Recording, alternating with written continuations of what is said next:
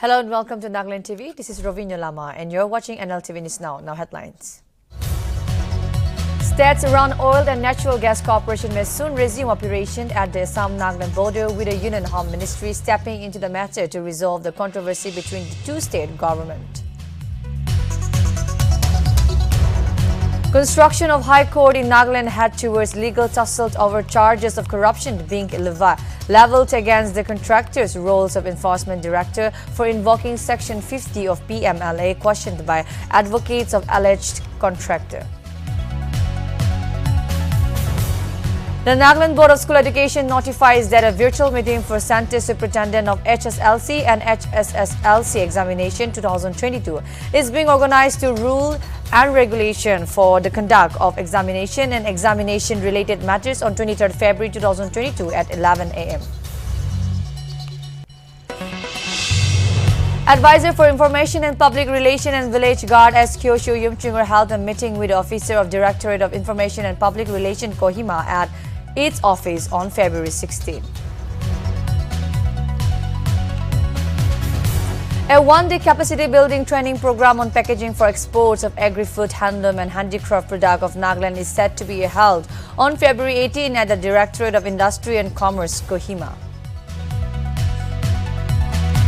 The state-level steering monitoring committee meeting was held under the chairmanship of Chief Secretary Nagaland J. Alam. The meeting was held at the Chief Secretary Conference Hall, Kohima, to discuss the annual work plan and budget for Prime Minister portion to midday meal 2022 and 2023.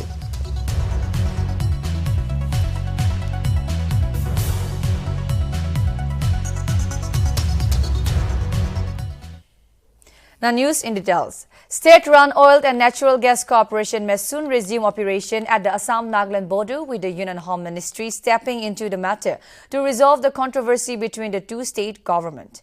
Earlier, Union Home Secretary Ajay Bala held discussions to LE concerned of the two states, after which team from the centre visited Nagaland in a bid to help resume operations. Notably, the Assam government granted permission. However, a response from Nagaland is still awaited.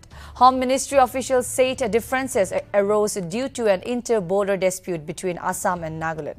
It is to be mentioned that the chief secretaries of the two states attended the meeting called by Balla and assured that the drilling operation would be resumed. According to the officials of ONGC, exploration and production activities were stopped at 3 oil wells in Koragat 10Z, Koragat 48 and number 05 in June last year by the Nagaland government for allegedly not obtaining prior permission before starting drilling activities.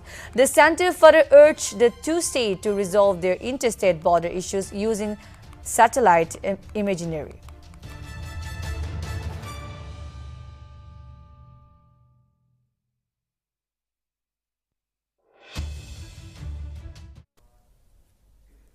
The Nagaland Board of School Education has notified that a virtual meeting for Center Superintendent of HSLC and HSSLC Examination 2022 is being organized on 23rd February 2022 at 11 a.m.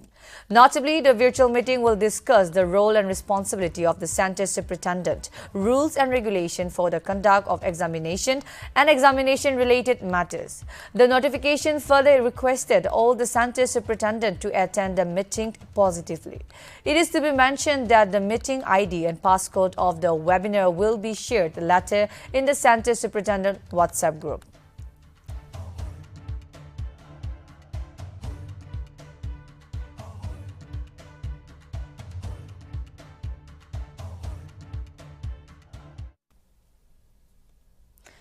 Even after the Dimapur Municipal Council DMC has initiated many programs to transform the commercial hub of Nagaland under the Cleaner, Greener and Healthy Dimapur, West in Dimapur continue to plague the city, as more dumping of trash and garbages can be seen every day, turning the pleasing area dirty.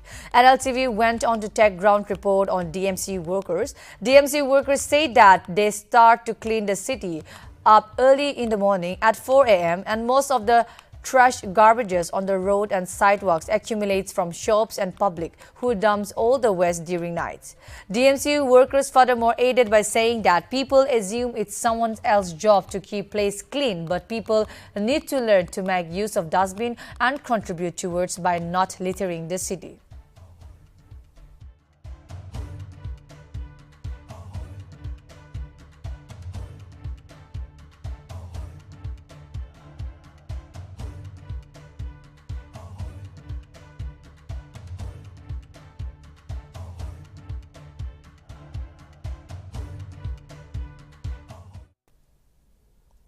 The construction of a high court in Nagaland has headed towards legal tussle over charges of corruption being leveled against the contractors building the project. It has come to light that a case is going on in the High Court between the Revenue Secretary and contractor Vilile Kamo and Avitio Sekose.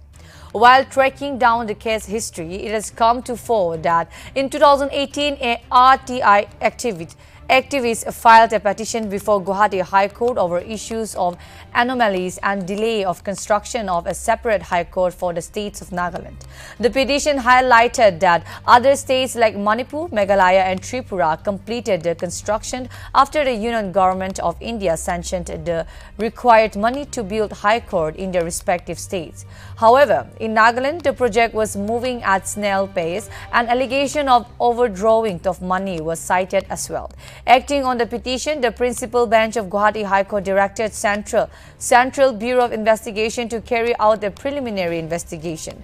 After carrying out the inquiry, a FIR was filed by CBI on 11 January 2022 before the special judge of CBI court in Dimapur. Subsequently, the enforcement director also came to picture over allegation of financials irregularities and cases of registered under Prevention of Money Laundering Act 2002. Over the issue, Nltv spoke to Advocate Siddharth Borgohain and Joshua Sheikhi, who are representing the contractors duo of Kamo and Avitio Sekose to put more light on the issue. While talking to Nltv, the advocates informed the role of ED in this case has been questioned, particularly for invoking Section 50 of the PMLA.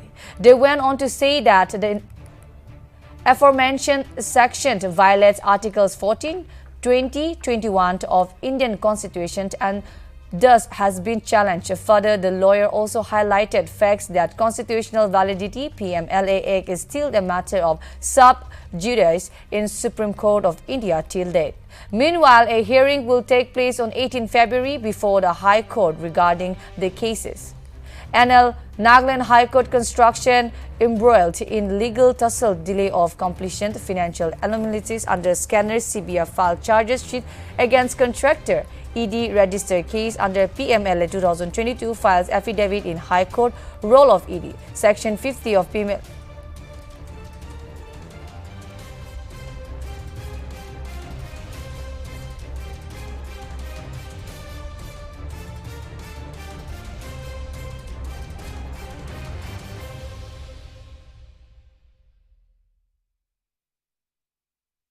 CBI was registered in FIR.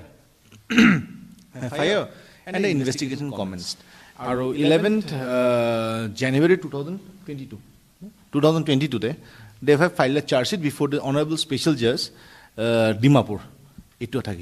Once any agency have registered an FIR and the FIR discloses, FIR disclose hoye paisa to corruption laga paisa ase ba kiba crime proceeds ase, to and ED takes up that case.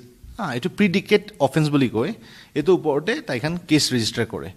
So once CBI ekta investigation korise, investigation te FIR thakise, eto nimite ED as per law enforcement directorate bi eto construction High Court construction laga matter te involve hoise. Amikhan eto ED aha to challenge korise. Challenge in the sense that the law or the section which they have invoked, taikan kun law use kori pela ahise. Itu power to Section 50 of the PMLA Act. Itu challenge korise because itu legally sabojale. Mana if you see from the legal aspects, it is not in conformity with the settled positions of law. Basically, it violates Article 21, Article 14, Article 20 of the Constitution of India. এটো নিমিত্তে আমি এখন section 50 কে challenge কৰিছে সামন্ত আৰু honourable high court পৰা B direction B পাইছে in the last year তো আজি ইডি খান আহি পেলাই এফিডেভিট ফাইল কৰিছে আৰু honourable high court ED central government পৰা কৈছে যে ইউনিয়ন অফ ইন্ডিয়া কে পাৰ্টি কৰিব লাগে so we are going to do it as per the direction of the honourable high court and I don't think that is a big issue on that, but we have challenged the Prevention of Money Laundering Act section 50. The CBI was registered in FIR and the investigation commenced. Our 11th January 2022. A one-day capacity building training program on packaging for export of agri-food, handloom and handicraft product of Nagaland is set to be held on February 18 at the Directorate of Industry and Commerce, Kohima. Registration is set to begin at 9 a.m. and the inaugural program will start at 10 a.m.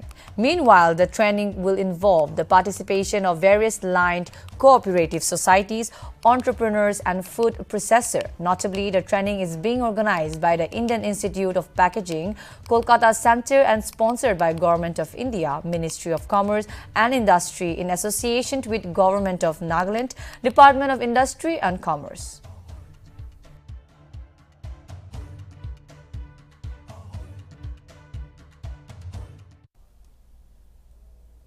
A program for SDPDB meeting and reception of the new ADC Pugaboto is scheduled to be held on Monday at 11 a.m. at the office of the ADC Pugaboto, EAC and Member Secretary SDPDB Pugaboto. Nital TAP has informed all the Subdivisional Planning and Development Board members of Pugaboto to attend the meeting positively.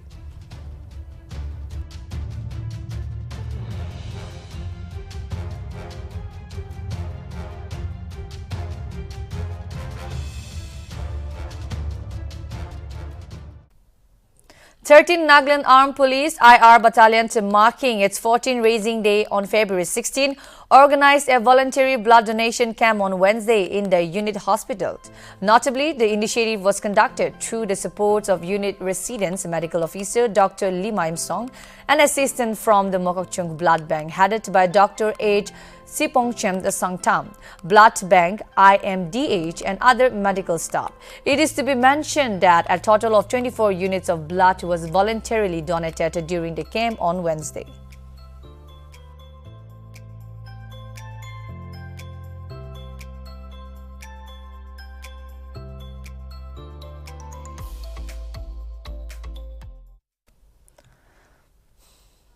Advisor for Information and Public Relation and Village Guard SQ Shu Yimchungur held a meeting with the officers of Directorate of Information and Public Relation Kohima at the office on February 16. Kyoshi in his address briefly highlighted his biography and journey working in the school education department. Kyoshu remarked that he has come to the department not as a boss but as a family member. Kyoshu further showed cooperative and express the desire to work together as a family. Director IPR ERZ Tokishe Sema, while welcoming the advisor, said the officer and the staff of the department will extend the full cooperation to him.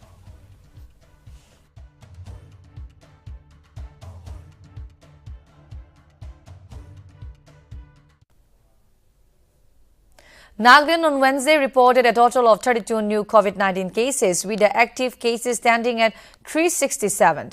Out of the 367 active cases, 259 are asymptomatic, 103 mild, 1 moderate on oxygen, 2 in ICU without ventilator, and 2 in ICU with ventilator. Notably, Kohima and Dimapur reported a maximum with 13 cases each among the other districts. Woka reported 2, while Kifiri, Mokuchung, Pak and Twensang reported 1 cases each. Furthermore, the state cumulative recoveries have increased to 32,711, while the death toll remained at 749 with no fatalities reported in the last 24 hours.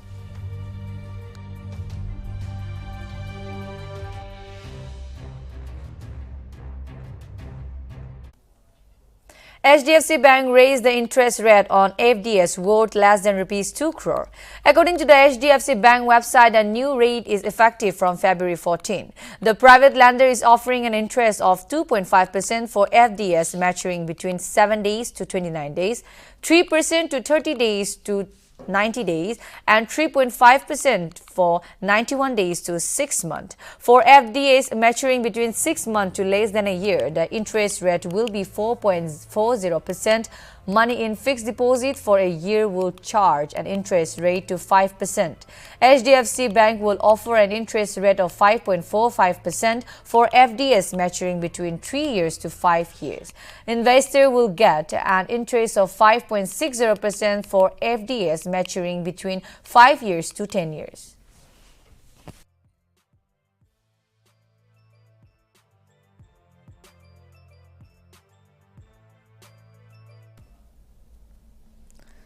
India on Thursday reported 30,757 fresh COVID-19 cases, while the active cases stood at 3,32,918, showed the Health Ministry data. Furthermore, a total of 67,538 patients recovered in the last 24 hours, taking the cumulative recoveries to 4,19,10,984.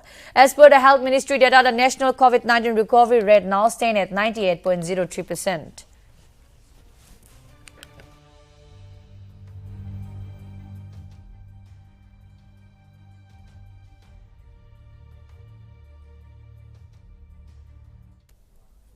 A Special Prevention of Money Laundering Act (PMLA) court on Wednesday granted bail to Yes Bank founder Rana Kapoor in connection to a fraud case worth over rupees 300 crore.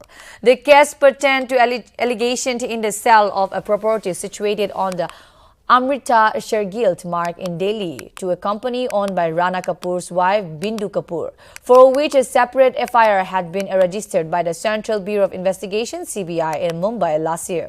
Apart from Kapoor, businessmen Gautam Thapar and 7 others were also granted bail. However, the former MD and CEO of Yes Bank will continue to be lodged in jail in relation to other cases.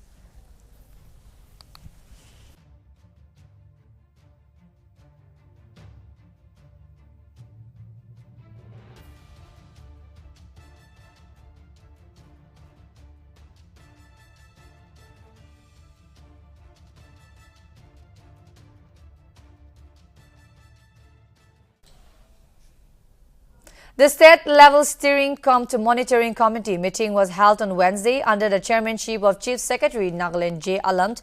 Notably, the meeting was held at the Chief Secretary Conference Hall, Kohima, to discuss the annual work plan and budget for a PM portioned mid-day meal 2022 and 2023.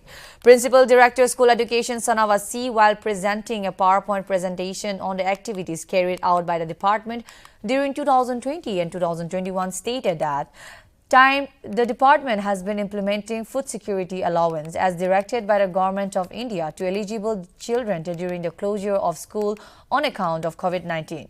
He highlighted that parents, guardians of eligible children were asked to report to the school on specified dates and then provided FAAs which were prepacked in the presence of SMCAs, VECs, block level officials and community members. Furthermore, Chief Secretary and Chairman as CMC instructed the department to work tirelessly towards the successful implementation of the scheme. Meanwhile, discussion on the proposal for the year 2022 and 2023 was also held and the committee approved the proposal.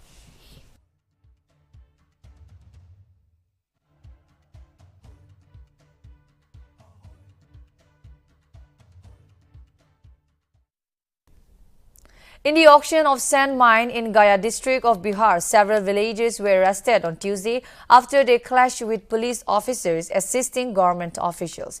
According to sources, the police used batons and tear gas shell to disperse the mob since the villagers were throwing stones. The Bihar State Mining Corporation had earlier this month initiated a process of conducting an environmental audit of all sand mining sites to tackle illegal sands mining in the state. Therefore, private entities which have been engaged to carry out the exercise will use technology and drones to inspect the sandbanks.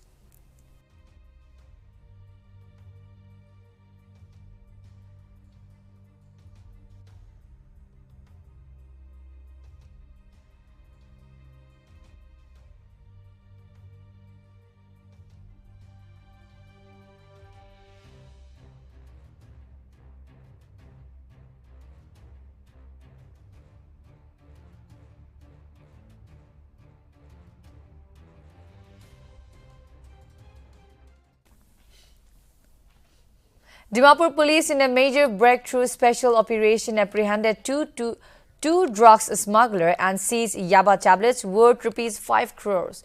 Two drug smugglers are in police custody and investigation is in the process.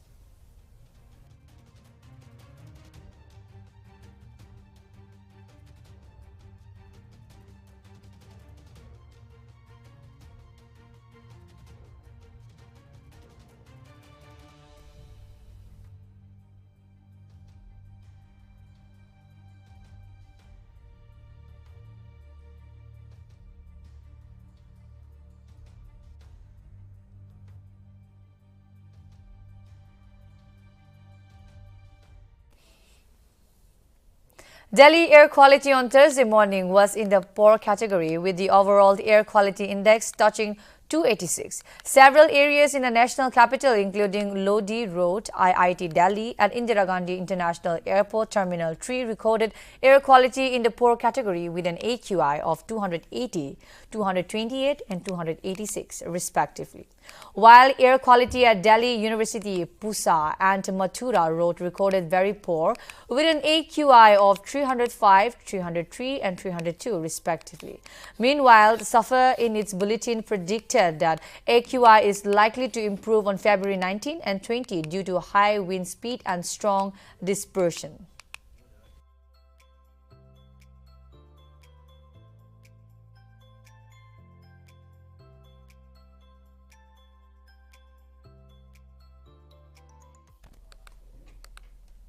After an intense spell of rainfall, at least 94 people were killed in devastating flash flood and landslide that hit the picturesque Brazilian city of Petropolis, turning streets into torrential rivers and sweeping away houses. Intense rainfall caused mudslides that tore down dozens of homes on the hillside above Petropolis and caused flooding that did more damage in the streets. The state government said at least 21 people had been rescued alive using dogs, excavators and helicopters rescue operation, and around 300 people were being housed in shelters, mostly in schools. Officials, Brazil's National Meteorological Institute, in a statement said that the rain that caused the devastation were the heaviest the city had been seen in 1952.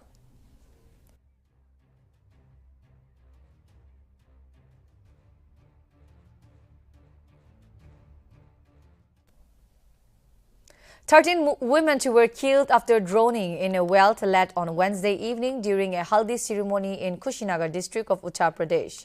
The incident took place in Nibua, Naurangia, when the women were standing by the railing around the well and suddenly the iron grilled over the well gave way and the women plunged inside. However, the villagers and the police rescued around 15 women, while 13 women could not be saved in time. Uttar Pradesh Chief Minister Yogi Adityanath has expressed grief at the loss of lives in the mishap, and therefore he directed authorities to step up rescue and relief operations and provide treatment to the wounded.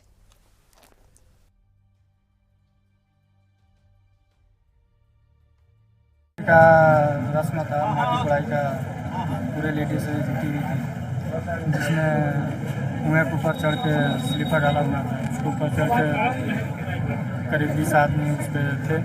भारी road की वजह से उसके नीचे दब गए, जिसमें 13 आदमी डेथ हो गए। का रस्म था माटी कोड़ाई का।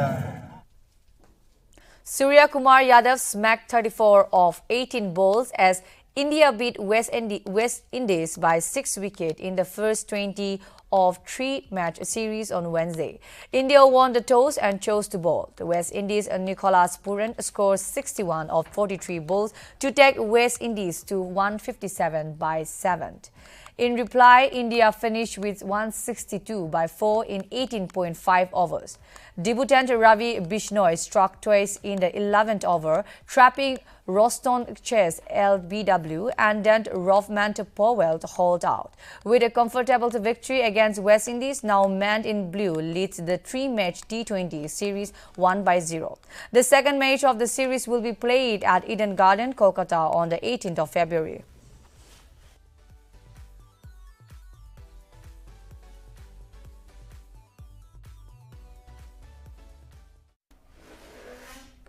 Roberto Firmino and Mohamed Salah scored as Liverpool recorded an important 2-0 win against Inter Milan in the Champions League's round of 16 first leg at San Siro on Wednesday. The victory puts the 2019 Champions League winner in a commanding position ahead of the return leg on March 8 at Anfield. Heavyweight Bayern Munich played against RB Salzburg in Red Bull Arena in Salzburg in the Champions League round of 16, and both teams split points at Kingsley Coman salvages a draw for Bayern Munich at Salzburg.